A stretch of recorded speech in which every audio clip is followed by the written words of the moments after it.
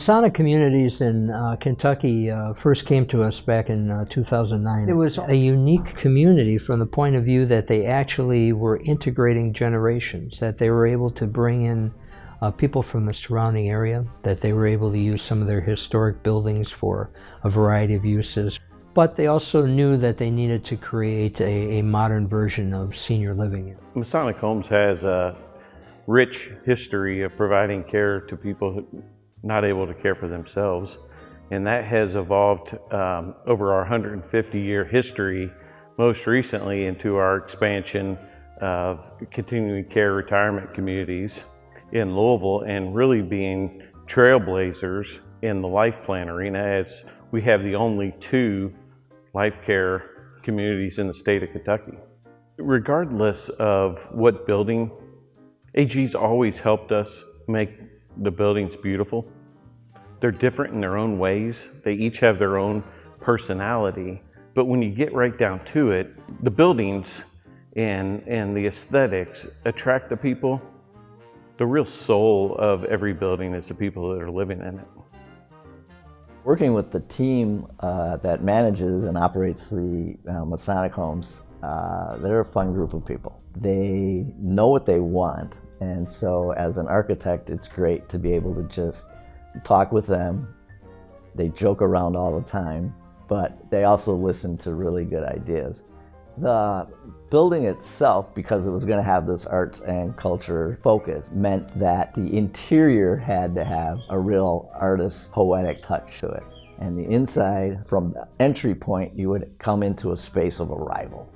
Okay, that feeling you get when you come into a hotel or a really cool airport or something is generally this type of atrium space that you come into. And then from that atrium space, I wanted you to have to go through what I call portals. The way the wall is designed with the opening in it would take you into what I call a different world. To the left, you would go into the dining areas, okay, where the culinary art stuff happens.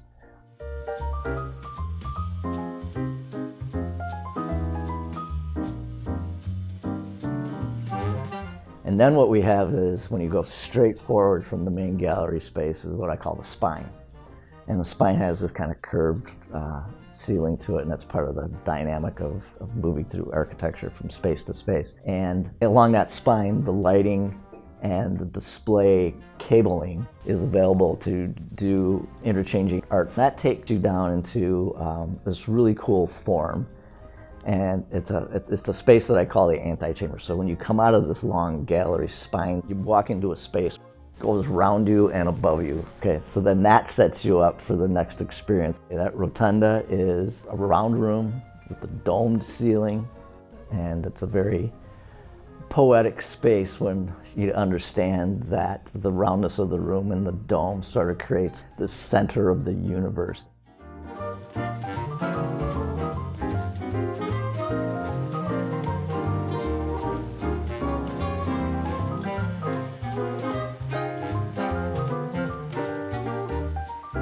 What makes this partnership successful is, number one, AG listens.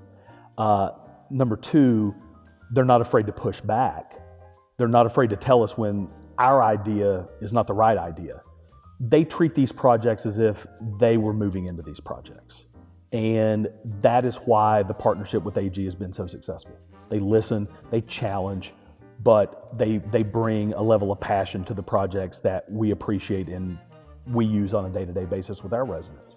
Well, I remember when I first walked in here and saw these curved windows and all the light that comes in, I thought, this is an amazing space. And so it's just great to work in. And we've had dozens of people visit us here who want to see where we're living. I always bring them down here, and they just usually walk in the door and they say, oh my. And then they look here, and then they go to see the kiln for the ceramics. It's somewhat unbelievable, but it really works. The ceramics has been a particularly wonderful thing. Our group has been together now for a year, and we've learned together, we have shared together, and it's a very cohesive, almost spiritual connection because we are creating together. I remember reading in an art studio one time a poster that said, "An artist is not a special kind of person, but every person is a special kind of artist." And I like to try to remind people of that.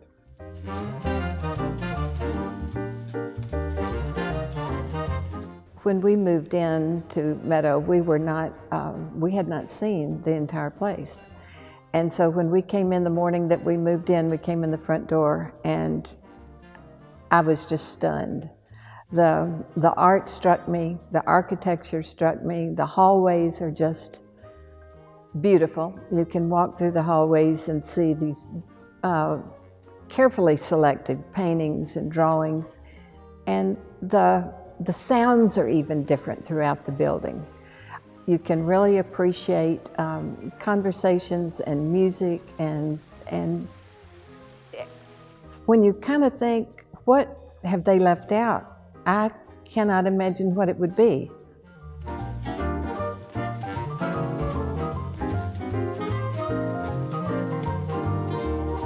One of the best parts about, I think, this community is that it's so lovely and so grand in order for the residents and their visitors to really traverse through. You walk in and there is immediately this overwhelming, positively so, but overwhelming sense of beauty. The dome-like shapes, the way that the light comes in, all harnesses just a little bit of this energy that we're able to capture here. When I stepped into our apartment, I said, and we had visited many retirement homes, both here and in Austin, Texas, and I looked at our apartment and said, every room ought to be designed like this for older people. It's perfect. As well as they have the amphitheater now also where they're putting on summer sessions, but we have gone to the theater here and we've gone to the theater at the Bistro.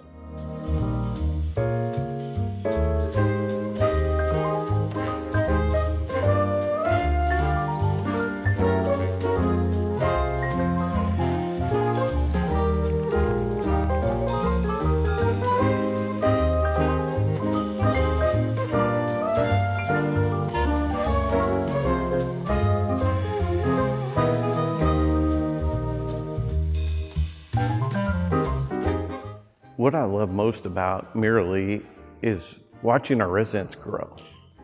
Watching them grow as people and develop and to make new friends and to find meaning in their life. So many of them, we've had a couple get married. And to be able to have people that will come and knock on your door and take you out, let's go to lunch, let's go do things and make new friendships, to watching our residents grow has been the most rewarding part of Merrily.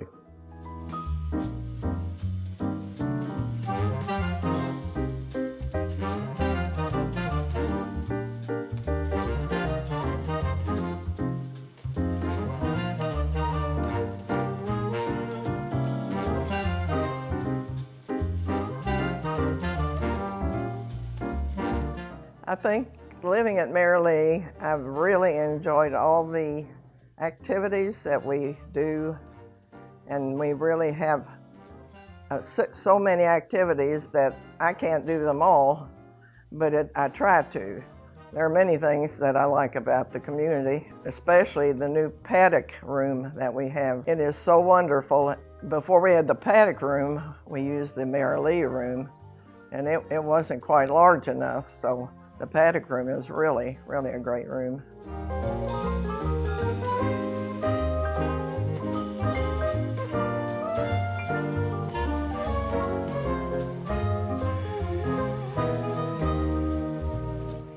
It's like my son asked me, he said, "Mom, are you happy?" I said, "Why wouldn't I be? I'm very happy. Everyone's very friendly, the staff, the people. There's nothing to not like. I call it a cruise ship on land. It's been amazing to me, all the connections. And in Louisville, it's always been a big joke that when you meet someone, you say, "Where did you go to high school?" And then when they say where they went to high school, then you can zero in and say, "Well, did you know so-and-so?" I haven't met anyone that I couldn't find somebody we didn't know. That's been kind of fun. Made a lot of new friends. It's been good. We just came from yoga. I try to exercise on my own about every day using a treadmill and the machines.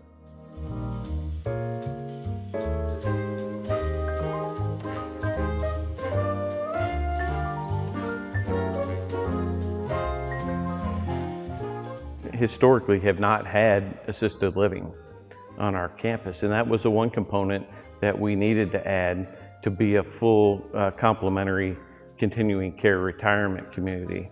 And here again, AG's help in making these buildings complement the existing architecture, and for them to be able to design buildings that complement the existing structures, it's been a challenge, but they've made it look easy.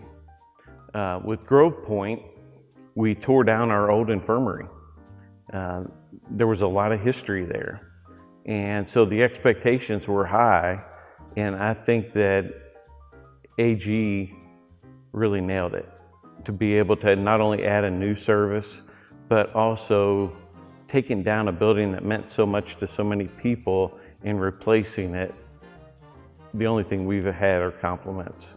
At night, because of these cupolas are so high, that people can recognize where the Masonic home is from blocks away.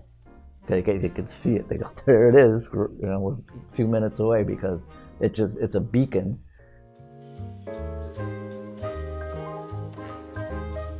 It's really set the campus off and say this place is something special.